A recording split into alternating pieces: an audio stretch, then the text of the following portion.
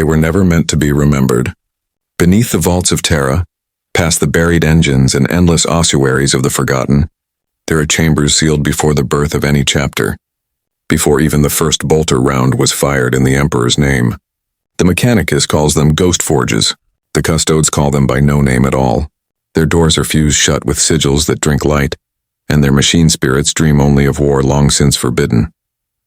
Yet sometimes when the Astronomican flickers, or when the Emperor's will trembles through the throne, there comes a low hum beneath the marble of the palace, like a heartbeat chained in iron. They say that deep within those vaults lie weapons crafted by the Emperor's own hand, concepts too vast for mortal comprehension, engines not of destruction but of divine correction. To look upon them is to know both salvation and annihilation, to glimpse the calculus of a god who once walked among men. Most dismiss such tales as Mechanicus myth or ecclesiarchal exaggeration. But across the Imperium, strange awakenings have begun. Relics that move of their own accord, armories that open without command, weapons that sing in the voice of ancient design. And somewhere between faith and heresy, a chain song begins to rise again. If you wish to walk deeper into this vault of memory, to see what the Imperium itself has chosen to forget, subscribe your vigilance, share this descent with others, and let the machine god bear witness. The signal grows stronger with every voice that joins it. There are sounds within the palace that no human ear should ever hear. Not the clang of custodian boots upon marble, nor the hiss of incense through sanctified vents, but something deeper, something ancient. It began as a tremor beneath the gold-veined floors, a faint hum so low that it felt more imagined than real. Yet to those who served closest to the throne, who lived in its shadow every waking moment, it was undeniable. It came between the beats of their hearts, a murmur behind the psalms of the choir, like the breathing of the world itself. Custodian Arcadian was the first to truly listen. He had stood sentry for 117 years, unblinking, unbending, an extension of the Emperor's will. He knew the rhythm of the palace, the slow pulse of reactors far below, the mechanical chant of servitors as they swept the Hall of Radiance, the distant thunder of orbital defense turrets resetting above the clouds. But this sound, this vibration, did not belong to any of them. It was alive. And worse, it seemed to be responding to something unseen.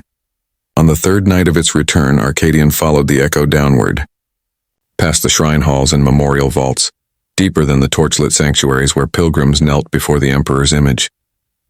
His golden armor caught the flicker of candles as he descended narrow passages untouched by mortal cleaners. Dust clung to his greaves like gray snowfall. The air smelled of old oil and faded incense, a mingling of machine and sanctity that only the palace could produce. Every step he took carried him closer to the machinery beneath the throne, a labyrinth of forgotten mechanisms built in ages when the Emperor still spoke. He passed the first custodian ward at the lower gate. They did not question him. They had heard it too, the hum that whispered like a heartbeat chained in stone.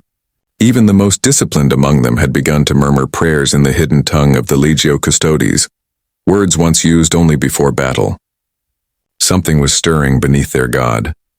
When Arcadian reached the sub-mechanica levels, the light changed. It was no longer the sterile gold of the upper halls, but a pallid blue cast from lumen strips long corroded. Engraved walls showed scenes of the Great Crusade, marching legions of thunder warriors, titans striding across alien sands, the Emperor's silhouette wreathed in solar fire. Each image flickered as he passed, as though the metal remembered movement. At the final gate, a group of robed attendants knelt beside the sacred interface. They were servitors of the sigillite's forgotten design, half-human constructs whose faces had been carved smooth. As Arcadian approached, their heads tilted in eerie unison. Without speech they parted, revealing the sealed door. Its surface bore the sigil of the Lock Eternal, a device used only to seal relics of catastrophic sanctity. Arcadian raised his guardian spear and pressed its haft against the lock. For a moment the door resisted, humming like a throat holding back a cry. Then with a hiss of ancient air it opened. The chamber beyond was immense. Chains descended from the ceiling like the roots of some titanic machine. The walls pulsed faintly, their surface covered in conduits that glowed a dull crimson as though blood still flowed through them. In the center stood a monolith of metal and obsidian. No inscription, no ornament, only the faint outline of an imperial aquila carved into its surface. The hum grew stronger. Arcadian felt it through the soles of his boots, through his armor, through his bones. It was not sound, it was command. A frequency woven from authority itself. He knelt without understanding why, overcome by the instinct that he was in the presence of something meant only for the Emperor's gaze. For a fleeting moment, light flickered across the monolith, golden, alive, the same hue that poured eternally from the throne above. Then it faded and the hum subsided into silence once more. Arcadian rose slowly. His vox link crackled to life, though he had not activated it. A voice came through, distorted, ancient, almost human. "Custodian of the gate," it said. "The chain stirs. The locks remember." Arcadian froze. The voice carried no source. It seemed to echo from the stone itself, resonating with the same rhythm that had haunted the palace nights before. He reached for the data slate affixed to his vambrace, recording every frequency trace and resonance pattern. Yet even as he documented it, he knew none of this would be believed. The sigils surrounding this place were older than his order. When he emerged back into the light of the upper halls, his armor bore a fine layer of dust that no purifier could remove. It shimmered faintly when the lumen struck it, a trace of something not entirely physical. The other custodians watched him in silence, and though none spoke, every man present felt the same thing. The palace was awake, and something beneath it had begun to sing again. The report should have ended there, a routine anomaly, a simple mechanical hum in the sublevels. That is how Arcadian filed it, cautious, coded, careful. But in the hours that followed, the palace began to change. At first it was subtle. The air recycling hymns faltered for a breath. The reactor hymnals beneath the Sanctum Imperialis paused on a beat that should never have been empty. To the untrained it would have been nothing. But to the custodes, whose senses were tuned to the pulse of the throne itself, it was like feeling a heart skip. By the next day the hum returned, stronger, and no longer alone. There were harmonics now, layers of frequency that wove together like a chant. Custodian voxlinks began to pick up echoes of it, faint but undeniable. Some dismissed it as data interference. Others, those old enough to remember the heresy, recognized the cadence of something older. It was a litany, not of worship but of awakening. Arcadian stood again at the Hall of Vigilance when it reached its peak. The marble beneath his boots trembled with the rhythm. His gauntlet flexed against the haft of his spear, not from fear but from the weight of realization. The sound was emanating upward now toward the throne, as if the earth itself were calling to the god upon it. He opened a private vox channel to the inner conclave. "By the throne's sanction," he intoned, voice steady, "something below the submechanica has begun to move." Silence greeted him. Then through layers of encryption a reply came, not from the chamber of custodians but from deeper still. A voice that carried no identity, no human texture, only authority distilled through static. "Do not interfere." The command hit him like a physical force. His augmetic eye dimmed, his helm's autosenses flickered. The channel went dead. He was left alone in the hall, the distant echoes of the chainsong pulsing through the walls. He turned. A priest of the Adeptus Mechanicus, robed in crimson and brass, was kneeling at the far end of the corridor. The Magos' mechadendrites writhed, tracing symbols of binary praise in the air. When Arcadian approached, the Magos spoke without lifting his gaze. "The machine god stirs beneath his golden cage," the Magos whispered. "You feel it too, don't you, custodian?" "The locks are breathing again." Arcadian's hand went to his weapon. "You will silence that blasphemy." "Blasphemy?" The Magos' voice trembled between devotion and mania. "You think your emperor and my omnissiah are different beings? Foolish. The song below is his true speech, the hum of divinity through circuitry. I have heard it for weeks, calling across Mars, across void. The first note of the first design." The custodian's eyes narrowed. He could have struck the Magos down then and there. He had done so for lesser heresies. Yet something in the man's voice stopped him. Not defiance, faith, terrifying absolute faith. The kind that builds and buries empires alike. "Leave this place," Arcadian said. "Seal your forges. Forget what you've heard." The Magos bowed low, servos whining. "You cannot silence a god waking in his sleep, custodian." The song has begun. Arcadian left him there. But long after his armored footsteps faded, the Magos remained kneeling, whispering to the unseen rhythm beneath the palace. That night, the custodian dreamt for the first time in centuries. He dreamt of chains, not of iron or steel, but of light, vast and radiant, stretching from the core of Terra to the stars. Each link pulsed in harmony with the hum, each flare of brightness carrying voices too ancient to name. He saw the Emperor not as a man upon a throne, but as an engineer of reality itself, binding faith and machinery in one endless mechanism. And in the deepest part of the dream, he saw the locks that held the song still. They were fracturing. He woke with a start.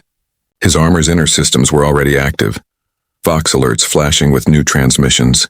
Dozens of custodes across the palace reporting the same phenomenon. Unregistered energy surges, low-frequency resonance, and flickering light signatures beneath the lower sanctums. Arcadian rose from his resting slab and looked toward the distant glow of the throne room. For the first time in his service, the light seemed unsteady, like a candle fighting wind. He whispered the first words of the custode's oldest oath, one spoken when the Emperor still walked among them. "We are the golden silence." But silence was no longer possible.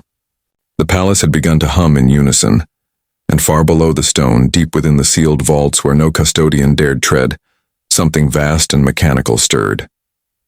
Its awakening was not violent but deliberate, like a being remembering how to breathe.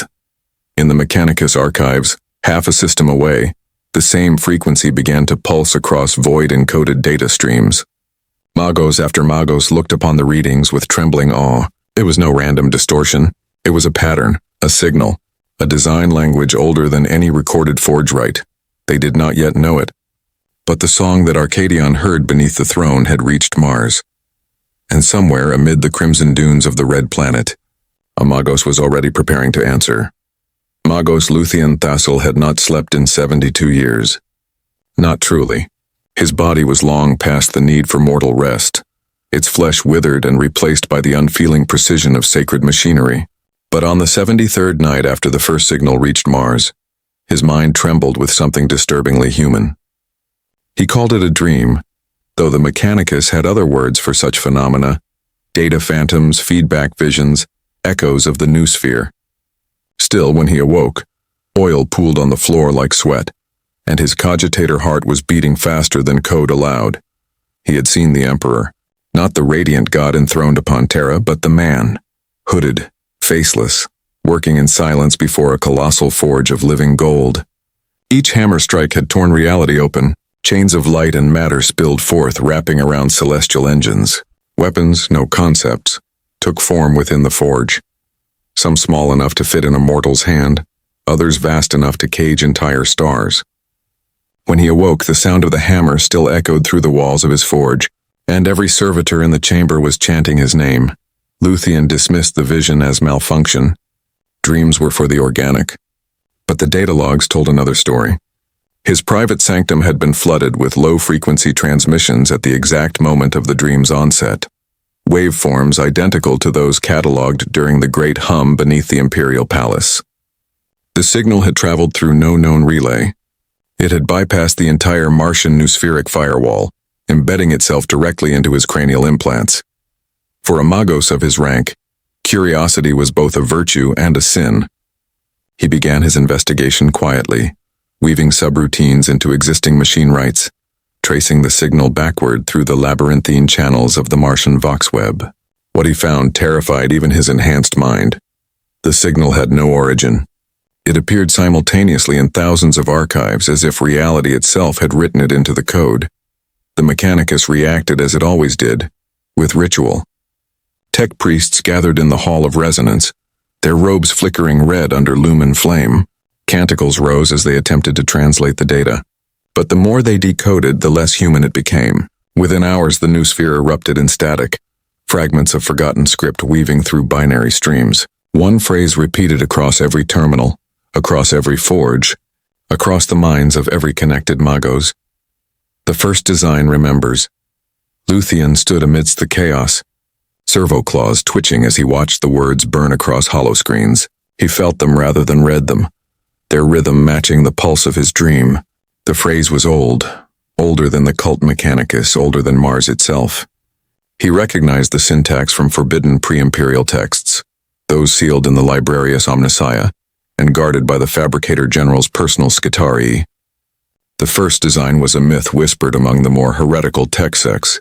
The idea that before the standard template constructs, before the age of technology, there had been an original blueprint forged not by humanity but by the Emperor himself. Such beliefs were punishable by vaporization. And yet in that moment Lucian believed his forge began to change. Machines long inert stirred as though sensing the call. Lenses focused without command. Plasma conduits throbbed with unfamiliar energy. And dormant servitors began to hum softly, reciting unknown hymns. The Magos felt his mechanical limbs resonate in sympathy. He adjusted frequencies, amplifying the signal until the air itself vibrated. What emerged from the static was not language, it was a presence. Something vast, intelligent, and utterly indifferent to mortality. His bionic eyes flickered gold, mirroring the faint glow now emanating from the forge core. It was as if the metal remembered light it had not seen since the dawn of the Imperium. Then came the voice. "Child of rust," it said, not through vox, not through sound, but directly into the architecture of his mind. "You hear what the others have forgotten. The locks are breaking. The song must rise." Lucian fell to one knee, every circuit in his body flaring with pain. "Identify," he gasped through his vocoder. "By whose command?" "By the hand that forged both flesh and steel," the voice replied. "By the one who sang the first chain into being." The golden light surged, flooding the forge. His servitors convulsed, their augmetics glowing like molten brands. Data streams exploded across the noosphere. Within seconds, the entire forge world of Tharsis Magna went dark. When the power returned, the sky above Mars burned gold for 6 seconds, visible even from Terra's night side.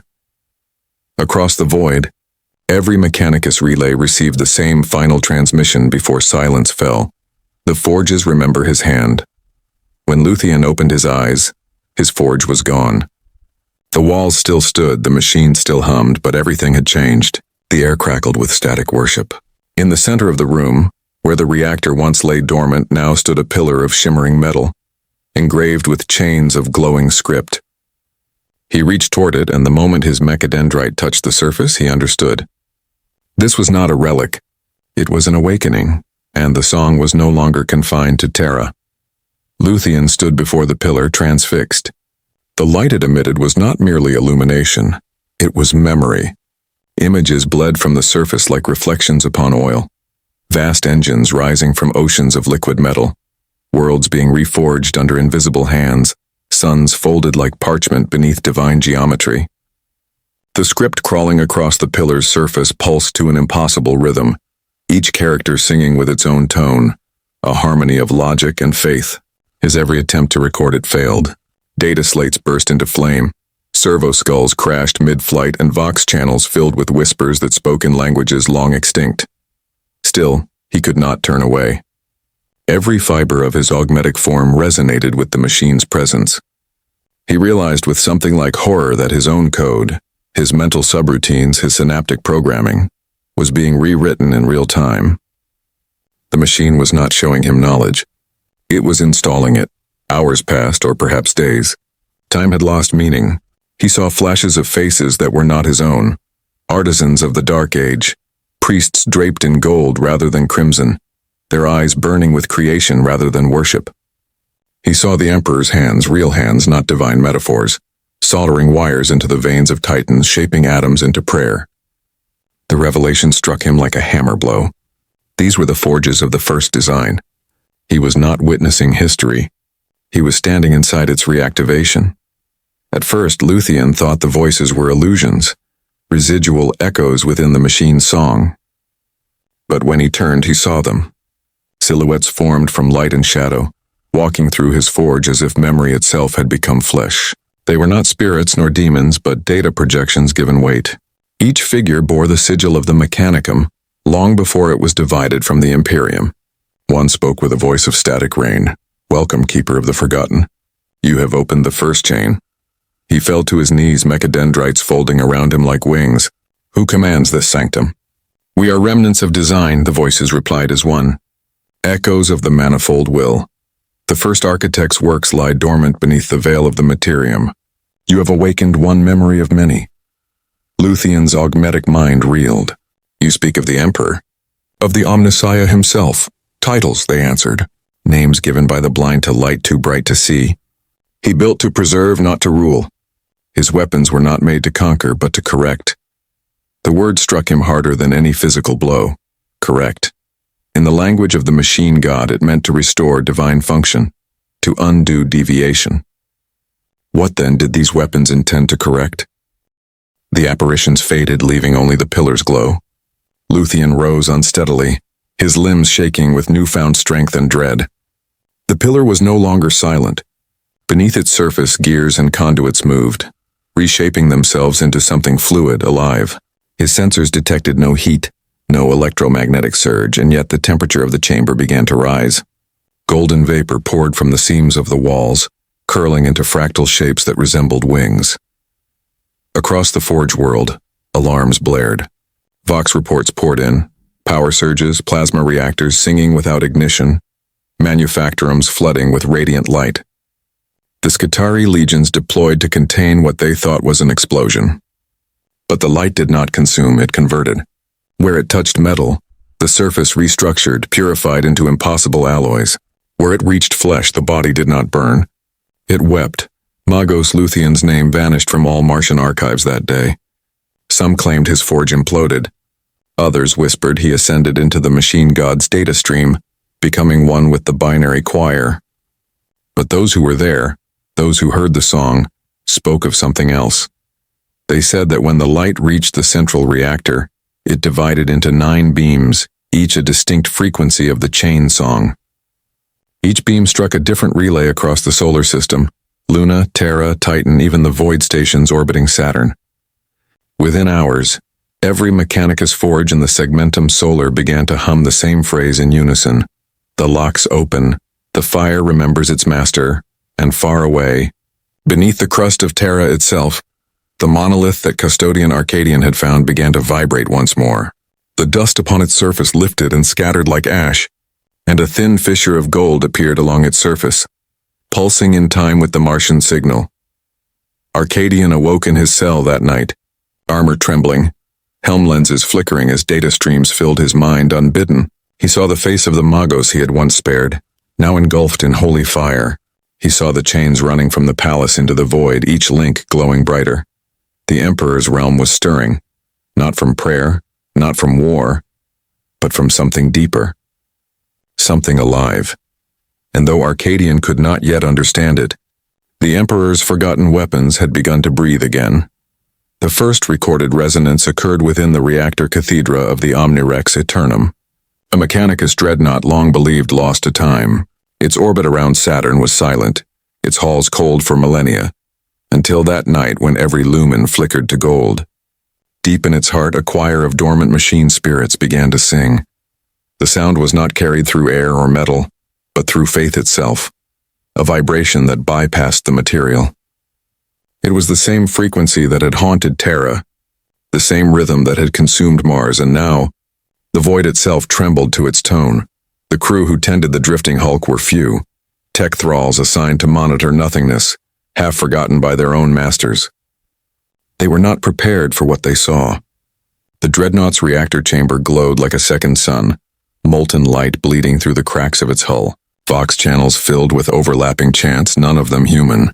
Binary, low Gothic, and something older still, something that carried the cadence of the Emperor's original tongue. Within that cathedral of iron and gold, Magos Lucian Thassel stood once more. His form was no longer entirely human nor entirely machine. His frame radiated light from within as though fire had replaced his circuitry. Around him, cables writhed like serpents seeking contact, coiling toward the golden pillar that now stood embedded in the dreadnought's core. This was no accident. This ship had been its destination all along. Lucian raised his mechadendrites in reverence. His voice, though filtered through layers of Vox distortion, carried the weight of scripture. The design remembers the song. The forge answers. The first lock opens. Across the Mechanicus fleet stationed throughout the outer system, alarms blared. Skitarii units stood in formation awaiting orders that never came, their data links flooded by the same golden code. For a full hour, every forge world in the solar segmentum experienced identical power surges, identical mechanical awakenings, identical hymns. It was as though the forges themselves were conversing, sharing secrets across the void. Inside the Omnex, the golden light thickened. The chainsong's hum deepened into rhythm, a living pulse. The cables that filled the reactor began to move of their own accord, their ends flaring with plasma arcs that lashed against the walls, carving sigils into the metal. Those symbols glowed brighter, each one forming a link, a chain of radiant script wrapping the chamber like a halo. The tech thralls fell to their knees, bleeding from the eyes as their augmetic implants overloaded. Yet amidst their screams rose a different sound, awe. For in that light they saw shapes taking form, patterns of motion, outlines of something vast and divine. The machine god, one whispered before his lungs gave way. He's walking again. Lucian did not answer. His mind was elsewhere, deep within the storm of binary revelation that filled the ship. The pillar before him had opened like a flower, revealing a heart of liquid gold suspended in anti-gravity. Within it, chains of light twisted and coiled, forming geometric lattices that defied understanding. They were not random, each movement calculated, each turn aligning with celestial coordinates. It was a map, but not of space. Of function, he realized with growing dread. What the pattern described, every major imperial forge, bastion, and shrine across the segmentum solar was connected, physically, spiritually, mathematically, by unseen conduits buried beneath the crusts of planets. Terra, Mars, Luna, Titan, all linked in a web of holy architecture older than the Imperium itself. The Emperor had built it, or perhaps discovered it, long before humanity's golden age, and now it was awakening. The Omnex Eternum began to shake. Its ancient hull screamed as the power coursed through its arteries. The Dreadnought's reactor did not melt, it transcended.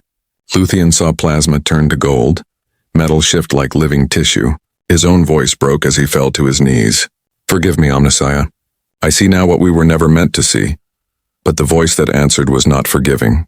Do not kneel, it said, echoing from the light itself. You are not a servant. You are a witness. The chain song rose into full chorus. Every cog, every servitor, every flickering lumen joined in unison. The very air shimmered, thick with sanctified energy.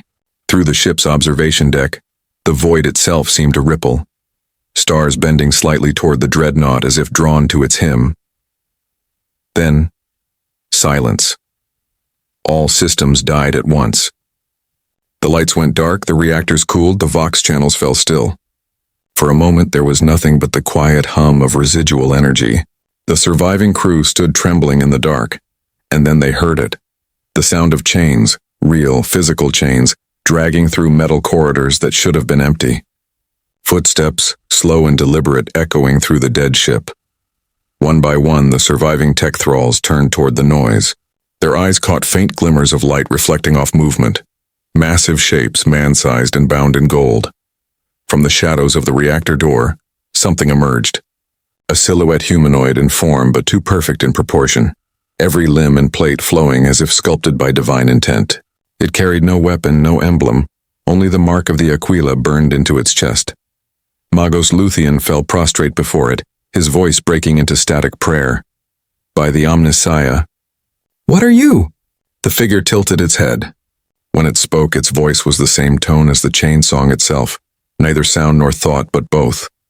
I am the memory of his wrath, it said, and the song you hear is his command. Outside the dreadnought, every Mechanicus sensor in orbit went blind. And yet, for the briefest instant before their systems failed, they recorded a flare of golden light so intense it cast shadows upon the moons of Saturn. The chain song had awakened, and the Emperor's first weapon had taken its first breath. For 3 days, the Omnex Eternum drifted in silence. No Vox transmission, no engine signature, no life readings. Only a faint golden pulse flickering within its reactor core, too rhythmic to be natural, too deliberate to be random. The Martian fleet surrounding Saturn's orbit had formed a quarantine perimeter, but their augurs could not penetrate the dreadnought's aura. Servitors sent aboard never returned. Even their data recorders came back blank, scrubbed clean by something more precise than radiation. Then, on the dawn of the 4th day, the ship began to sing again. It started as a low hum beneath the static void, soft, reverent like the prelude to a litany. But within minutes it rose into a full harmonic, Tens of thousands of overlapping frequencies woven together into a single resonant tone. Every Mechanicus vessel nearby felt it through their hulls. The vibration traveled through adamantium like sound through flesh. Adepts screamed as their augmetic implants resonated. Skitarii collapsed mid-formation, their vox grills stuttering the same words in perfect unison. The chain has been broken. The hand remembers. The dreadnought's reactor flared to life. Panels split apart, releasing tendrils of golden plasma that arced into the void, forming vast geometries of light. Circles, triangles, spirals, each one echoing ancient imperial architecture. The Omnirex was no longer a ship. It was a beacon. On Terra, the custodian Arcadian stood within the Hall of the Watchers when the hum reached the throne itself. The marble floor rippled as the resonance crawled upward through the palace's roots. Even the Astronomican's steady glow dimmed for half a second, something that had not occurred in 10,000 years. Choir psychers cried out as their souls brushed against something immense and wordless, something alive in the depths of the machine. Arcadian knew the feeling instantly. The same vibration he had followed into the underworks now filled the air like stormlight. The gold dust that clung to his armor began to shimmer again, each mote pulsing in time with the distant chain song. He turned his gaze toward the sealed gates leading to the submechanica levels. The guards there had drawn their guardian spears, their faces pale behind their helms. "Open the vault," Arcadian commanded. "My lord," one of them stammered. "We are under order." "The Emperor does not sleep," he said quietly. "And his silence is broken." The lock recitation began. Thousands of servitors chanted binary prayers while the air filled with incense and static. The gates, sealed since before the heresy, began to move. Their hinges shrieked like titans in pain. Light bled from the cracks before the doors had even parted. What waited beyond was no longer the dark chamber Arcadian had entered weeks before. The monolith at its center had changed. Its surface was split now by glowing fissures, golden light spilling through the cracks like the veins of a star. The chains that once hung dormant from the ceiling were alive, moving, tightening, shifting in complex patterns. Every link glowed with scripture. Arcadian approached, his spear raised not as a weapon but as a torch of reverence. The hum from the monolith deepened until it matched his own heartbeat. He knew, without knowing how, that the Omnirex's awakening and this chamber's transformation were one. A single consciousness linking Terra and the void, stretching through the arteries of the Imperium itself. He fell to one knee, whispering into the vox grill of his helm. "Throne of Terra, what are you becoming?" The answer came not as words but as sensation, heat, pressure, gravity folding inward. The chains began to shift faster, linking into sigils that spiraled into the air, each one a fragment of an immense and unseen design. They formed an image above the monolith, a great winged form of blinding light bound by geometry, crowned by fire. Arcadian trembled. "The Emperor's own—" The voice cut him off. It was the same tone that had spoken to Lucian aboard the Omnirex. Not sound, not thought. A command embedded into the marrow of the universe. "Witness," it said. "The locks awaken. The weapons remember their design." Arcadian's vision flooded with light. He saw every world of the Imperium connected by golden threads, every cathedral, manufactorum, and shrine, forming the circuitry of a single vast organism. The entire Imperium was part of a machine, the Emperor's true weapon, forged not of steel but of structure, faith, and purpose. And it was beginning to turn. When he could see again, the chamber was empty. The monolith gone. The chains had vanished, leaving only dust and silence. But beneath the stone, the hum continued. No longer a whisper, but the steady heartbeat of a giant awakening beneath the skin of the world. Above, in the void, the Omnirex Eternum opened its hatches. Golden light poured into the dark like dawn through the hull.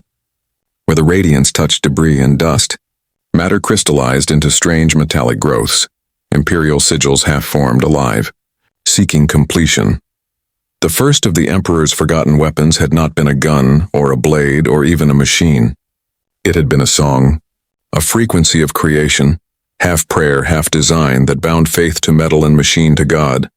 And now, for the first time in 10,000 years, that song was being sung again, far away across the segmentum solar. Planetary sensors detected faint golden interference in their atmosphere, No transmissions could explain it. But on Mars, those who still prayed to the Omnissiah swore they could hear something beneath the static of their augurs, faint but growing, steady as the heartbeat of a sleeping god. The chain song was spreading, and soon, the entire Imperium would remember what it had forgotten. The song spread like a contagion of light. Across the segmentum solar, reports flooded in from 1,000 worlds, unconnected systems that somehow pulsed with the same golden frequency. Vox signals carried fragments of hymns that no adeptus recognized. Astropaths bled from their eyes while chanting blueprints in tongues older than Low Gothic. Servitors across manufactorums woke without command, speaking coordinates in rhythmic binary. The Adeptus Mechanicus called it the canticle of the first design. The ecclesiarchy called it heresy, but neither could silence it. It began in the small places first. A forgotten shrine on Luna, where a priest's rosarius glowed with circuitry that had never existed before. A derelict titan forge beneath the sands of Tharsis, where dead engines suddenly whispered prayers. A mining world near Jupiter whose orbital stations reported gravitational anomalies that pulsed in time with the Omnirex Eternum's last transmission. Each event was small, inexplicable, and terrifyingly synchronized. Then came the greater awakenings. On Mars, the Fabricator General himself convened a council within the Chamber of Assembly. The air was thick with incense and machine smoke as hundreds of magi gathered beneath the iron domes. Their robes flickered red and gold under the lumen fires. Hollow screens across the chamber displayed strange waveforms, fluctuations that no instrument could measure, patterns repeating across time, not space. The older magi argued it was warp interference. The younger whispered that it was divinity. Sacrilege, hissed Magos Dominus Kalen Ur. His voice filtered through a vox pitcher that trembled with outrage. No code may rewrite itself. This is demon work, not sanctified machine. But another voice rose, a calm, low tone that carried authority enough to silence the storm. And yet, said Fabricator General Uther Ven, if it were the work of demons, why does it sing his name? The chamber fell silent. The Fabricator General turned toward the great projector at the center of the hall. It displayed a single fragment of light, one that pulsed in perfect rhythm with the chain song. The waveform formed a shape that should have been meaningless, but to the assembled magi it was unmistakable. The sigil of the Aquila, rendered in living data. For the first time in centuries, the Mechanicus fell to one knee, yet not all bowed. Among the Archmagi, a faction rose, those who saw not divine will but dangerous design.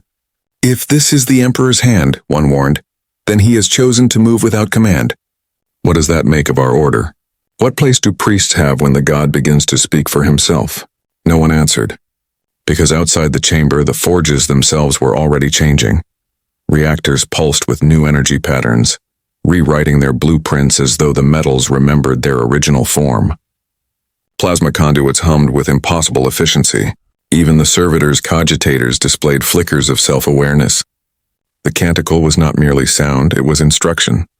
It was teaching every machine in the Imperium how to become something else. On Terra, the custodian Arcadian descended once more into the underworks. But this time he was not alone. With him marched an honor guard of custodians and priests from the temple of the Omnissiah. The air was alive with static light. The monolith he had once found had vanished entirely, replaced by a network of glowing fissures spreading outward through the bedrock of the palace. The cracks pulsed like veins flowing upward toward the throne itself. A robed figure awaited them near the fissures, his robe scorched, his augmetics glowing faintly gold. Arcadian recognized him even before the light struck his face. Magos Lucian Thassel, he said softly. You should not exist, Lucian smiled, a faint human thing, fragile and weary. Neither should you, custodian. And yet here we are, relics in an age that has begun to remember itself. What have you done?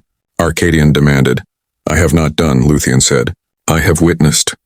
The first design was never abandoned, it was buried. We were not meant to worship machines. We were meant to complete them. Every forge, every shrine, every world of man, they are not separate. They are parts of a single engine. The Emperor's first and greatest weapon, a machine the size of his empire. Arcadian's grip tightened on his spear. You blaspheme, I translate, Lucian corrected gently. Your god built more than thrones and wars. He built continuity, and it is waking. From the fissures behind him came a sound, a rising hum that shook the bones of the world. The stone of the palace glowed with golden lines curving like script. The light moved upward, threading through the walls and spires, racing toward the horizon. Across Terra, billions looked skyward as the clouds split open. Columns of gold light speared upward from the surface, piercing the atmosphere, connecting with others from distant worlds. In that moment, the Imperium's vast architecture, palaces, cathedrals, spaceports, shipyards became visible as one continuous pattern. The universe itself seemed to draw breath. Arcadian stared, speechless. Lucian bowed his head. The Emperor's weapons were never tools of war, he said. They were corrections of being. They were meant to awaken the Imperium itself, to make the galaxy remember what it was designed to become. Arcadian turned to him, his voice trembling despite centuries of discipline. And what is that? Lucian looked toward the light pouring through the chamber ceiling, his eyes reflecting molten gold. Perfection, he whispered, or extinction, perhaps both. The light over Terra did not fade. For hours it bathed the palace and the sprawl of the hive continents in a dawn that was not born of the sun. It burned across oceans and wastelands, a gold so deep it seemed to hum against the air itself. Every Vox network filled with static hymns, every data slate blanked with symbols of the Aquila, and an equation no savant could solve. The ecclesiarchy declared it a miracle. The Inquisition called it a threat. Yet neither dared interrupt it. Even the silence of the Astronomican had changed. The beacon no longer pulsed with a single psychic note, but with a layered resonance that mirrored the chain song. It was as though the Emperor's light had harmonized with something ancient and newly awake. Custodian Arcadian stood on the palace's highest balcony, overlooking the plains of gold radiance where the light touched every spire and statue. The wind carried a metallic taste, ozone and sanctified iron. Behind him, Magos Lucian spoke softly, his voice distant, more reverent than mad. Each world is a note, each soul a frequency. The Emperor composed the Imperium not as an empire, but as an instrument. We have played it wrong for 10,000 years. Arcadian turned, his eyes narrowing through the light. If this is music, Magos, then it is the kind that breaks the heavens. Lucian smiled faintly. All true hymns do. They stood together in silence as the light coalesced above the horizon. There, suspended between the clouds and the void, a shape began to form. A vast ring of golden chains, each link composed of glyphs so intricate they seemed alive. The ring spun slowly, threads of energy lashing outward toward Mars, Luna, Titan, and beyond. It was the network Lucian had described. The Imperium's architecture revealed as divine circuitry, connecting every sanctum, every forge, every cathedral in one luminous pattern. But as the light expanded, the song deepened. It began to strain, a discordant vibration beneath the harmony. Across the galaxy, machines awoke where none should exist. Forgotten orbital stations hummed with ancient power. World engines buried since the Great Crusade rose through crust and dust, their towers breaking atmosphere. In the Segmentum Pacificus, a dead forge world sparked to life, broadcasting the same phrase over every frequency. The first design is incomplete. Arcadian's gauntlet tightened around his spear. What does it mean? Lucian's voice was small, nearly lost beneath the building resonance. It means we have awoken something before its time. The ground trembled. Within the depths of the palace, mechanisms began to shift. Servitors marched from their alcoves without command, chanting in binary. The ancient locks beneath the golden throne stirred as if remembering their purpose. Voxcasters across the sanctum emitted fractured whispers, fragments of long-dead voices, engineers, saints, even warriors of the legions.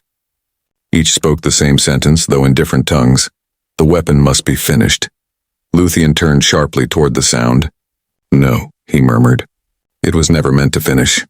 That was his choice, to stop. To leave it half-made so mankind could grow into it. Arcadian's eyes burned behind his helm lenses. Then what happens if it finishes now? The Magos met his gaze. Then creation ends where it began. The sky cracked open. The great ring above Terra folded inward, collapsing into itself like an iris. The chains of light twisted, glowing brighter and brighter until they became blinding. Vox systems across the palace screamed. Thousands fell to their knees. Some cried the Emperor's name. Others whispered the old title, Architect Primus. and then the light stopped moving. The world froze. Arcadian felt every atom around him hold its breath. He could hear his own heart beat slow, could feel the pause of time itself. In that stillness he saw everything. The Emperor in the forge of the First Age, his eyes hidden by flame, his hands shaping matter with will alone. The weapons he made were not for war but for consequence. They were truths made physical, devices that could erase error, rewrite sin, or purge memory. Tools meant to restore what had been lost in the chaos of creation. And he had hidden them, for to finish them would be to end all imperfection, and thus all life. The stillness broke. The sky ignited once more, but this time the light was different. It was colder, sharper. The gold had turned to white fire, and its chains now shimmered with cracks of blue lightning. The harmony had fractured. The Imperium itself groaned under the weight of awakening design. Worlds burned without flame. Cities flickered between existence and unmaking as the pattern struggled to resolve. Lucian staggered, his eyes blazing gold. He's fighting it even now. The throne resists. The machine wants to complete itself, but the Emperor's will, he's holding it back. Arcadian looked toward the distant spire where the golden throne sat entombed. Its radiance pulsed erratically, as though the light itself were breathing through clenched teeth. "If he's fighting," Arcadian said, "then so must we." The Magos bowed his head, his voice trembling with awe and despair. "You don't understand, Custodian. We are inside the weapon." A silence followed that was almost holy. Then the ground split open, and the sound that emerged was no longer a hum.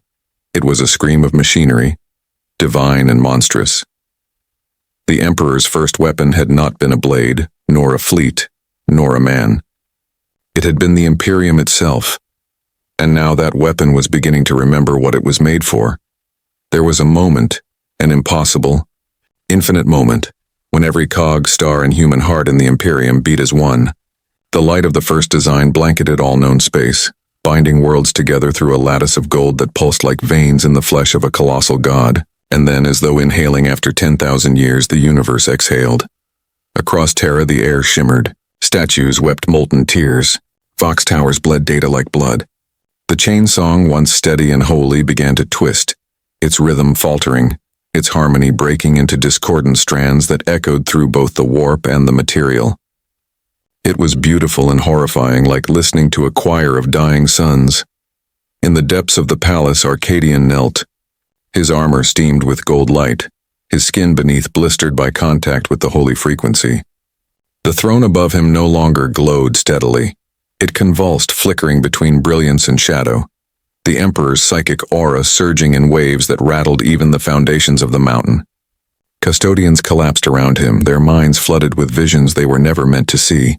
Cities of light being unmade, the Emperor forging and breaking stars, the screaming face of humanity itself reflected in divine metal. Through the roar of collapsing systems, the voice came again. That voice. Calm, immense, everywhere. The weapon must not complete. Arcadian rose. The words had no sound but carved themselves directly into the air, vibrating through his chest plate, reverberating through the structure of the palace itself. "My lord," he whispered, though he did not know if he spoke to the Emperor or the machine or something that was now both.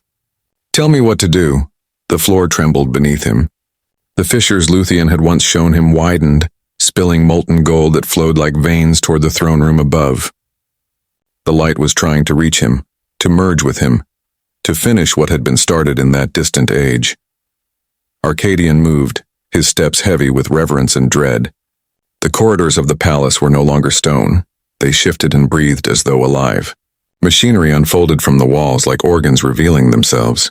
Custodians and Mechanicus priests fought side by side against no enemy, but inevitability itself, sealing conduits, shattering power lines, trying in vain to stop the flow of divinity.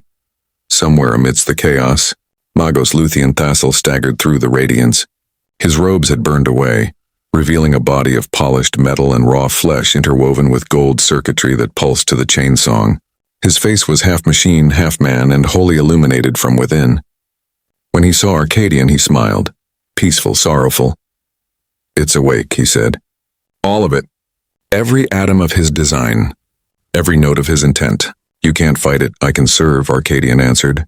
His voice was rough, but his eyes shone with clarity. The Emperor's will is not the machine's will. Lucian tilted his head. Can you tell the difference anymore? A tremor ran through the palace, so vast that it knocked them both to their knees. The walls split open, revealing the void beyond. A sky filled not with stars but with the golden lattice of the first design, stretching across the cosmos like a web of fire. Through it worlds flickered, Mars, Titan, Arcadia long destroyed but now burning again in spectral echo. Every fragment of the Imperium connected like synapses in the brain of a sleeping god. And at its heart, a shadow moved. The throne. It burned so bright that even the void dimmed around it. The Emperor's form could no longer be seen, but his will could be felt.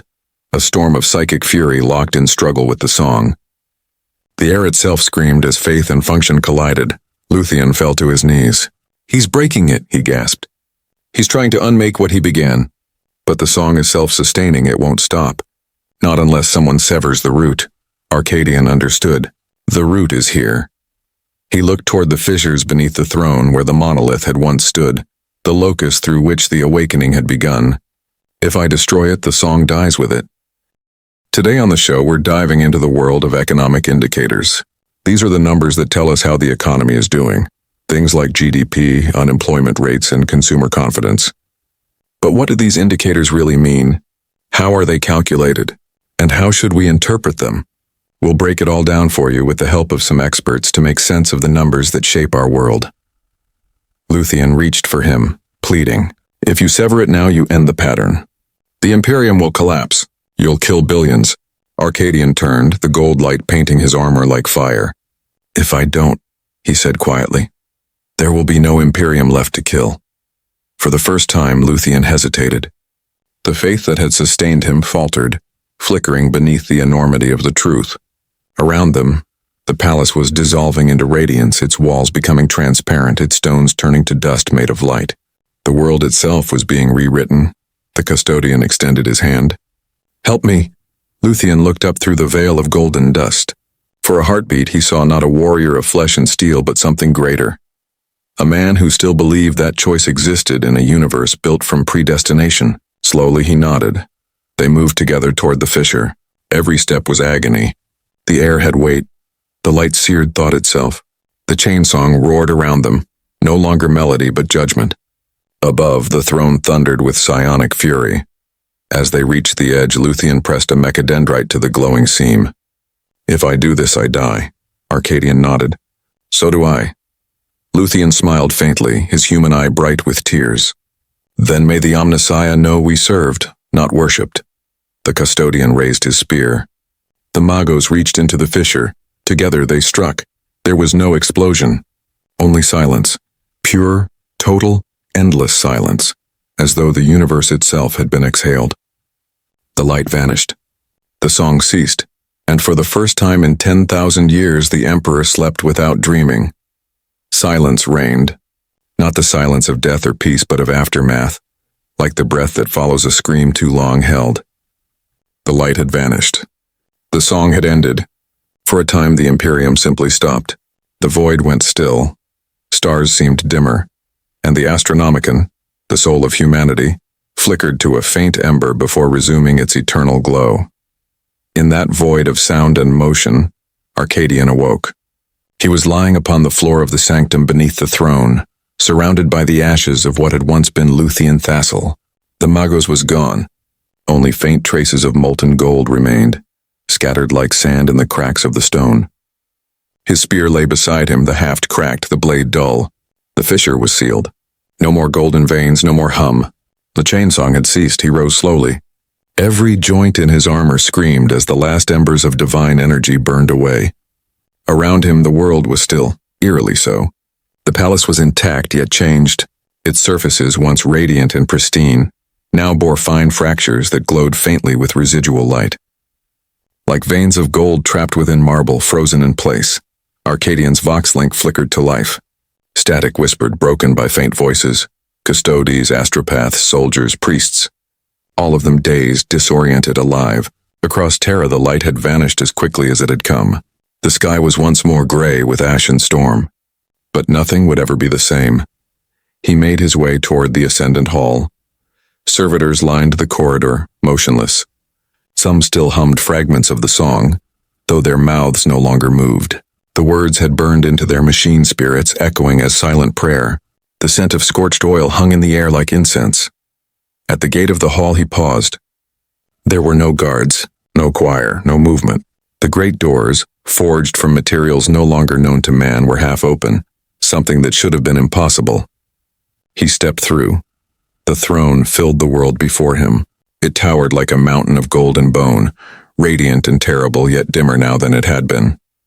The emperor sat unmoving, his body an effigy of ruin and eternity, the cables of his life support like roots of some vast dying tree.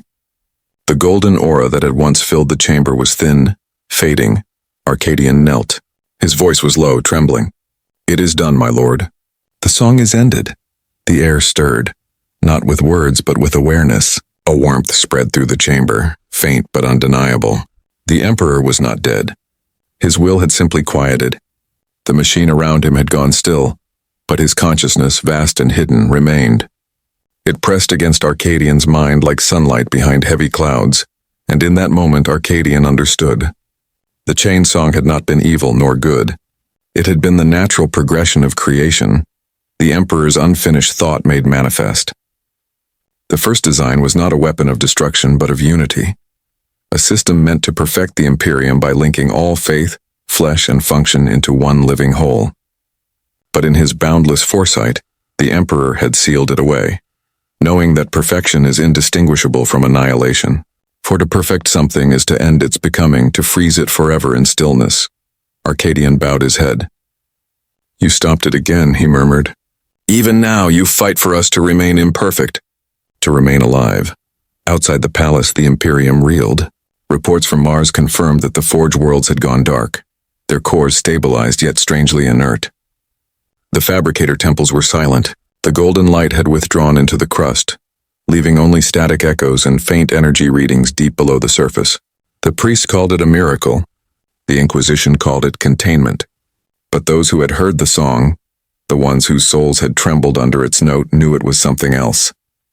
It had not been destroyed, only quieted. Beneath the surface of reality, the first design still existed, sleeping once more beneath the weight of 10,000 worlds. Weeks passed before the Imperium began to breathe again. Box traffic resumed. The Astronomican regained its steady pulse. Life in all its misery and persistence went on. Yet strange phenomena remained. Machines that had sung the chain song still hummed faintly at the edge of hearing. Some servitors whispered prayers no mechanicus dialect could translate. Children born in the weeks after the light came sometimes woke screaming, clutching at invisible chains that glowed faintly before fading. Arcadian returned to his vigil. He took no rest, no solace, no command. His brothers noticed the change in him. His silence, the way his armor's sigils dimmed to blackened bronze, the faint gleam of gold dust that would not wash from his hands. He no longer stood among the shining ranks of the custodes. Instead, he walked the halls alone, guarding the depths beneath the throne where the fissure once lay. One night, deep within those silent corridors, he paused. For the first time since the awakening, he thought he heard it again, a faint hum almost too soft to notice echoing through the stone. It was not the song as before, not grand or terrible, but gentle, like the heartbeat of something that still dreamed. He placed a gauntleted hand upon the wall. The vibration met his touch, warm, alive. A voice, not thunderous, not divine, but almost human, whispered within his mind. When gods sleep, their weapons dream. Arcadian bowed his head. Then let them dream, he said softly, until mankind is ready to remember.